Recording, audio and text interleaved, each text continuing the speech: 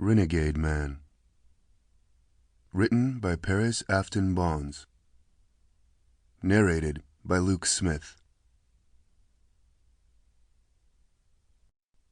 Chapter 1. RITA-LOU was back in town, and Silver City, New Mexico hadn't had so much to talk about since Geronimo's warriors raided the settlement 100 years before.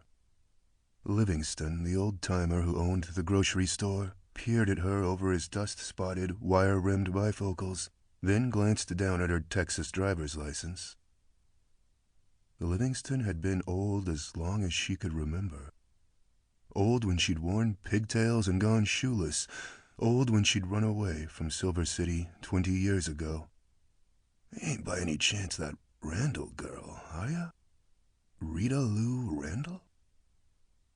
She could have purchased her supplies at the New Furs supermarket, but instead she had come here, to Livingston's Food and Mercantile, and despite the oscillating fan on the linoleum-topped counter, the store was as hot as the Chino smelter 14 miles down the way. She tugged a chilled beer can from a six-pack she had bought and popped its tab. "One and the same, Mr. Livingston." His shaggy gray brows rose behind his bifocals. "Well, I'll be certainly not damned, Mr. Livingston. Indian Hills Baptist Church would never allow that." She took a sip of the cooling light beer and smiled kindly at the old man over the rim of the aluminum can. After all, he had offered her candy once, the last day of school. She had hung back near the screen door, watching the other second graders grab their free licorice sticks and jawbreakers from fishbowl jars.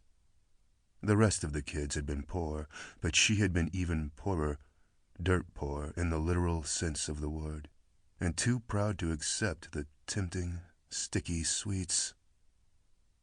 The old man chuckled. "Still spitting like a cat, ain't ya?" She leveled a steady gaze at him. "I believe it was an alley cat back then, Mr. Livingston." His heavy brows rose again. "You always did have a tough outer crust, and a mouth that wouldn't quit." She rolled her eyes to the ceiling and sighed. "I'll be here through the summer, and I'd like to set up an account with you. I can provide all the credit cards and references you need." "I don't need nothing." He began packing her provisions in sacks. "You didn't steal as a kid, so I don't guess you're going to start now, are ya?"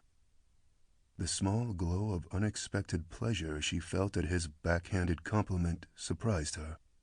She lifted the two heavy sacks. "Mr. Livingston, I'm getting ready to commit the biggest robbery in history." Sample complete. Ready to continue?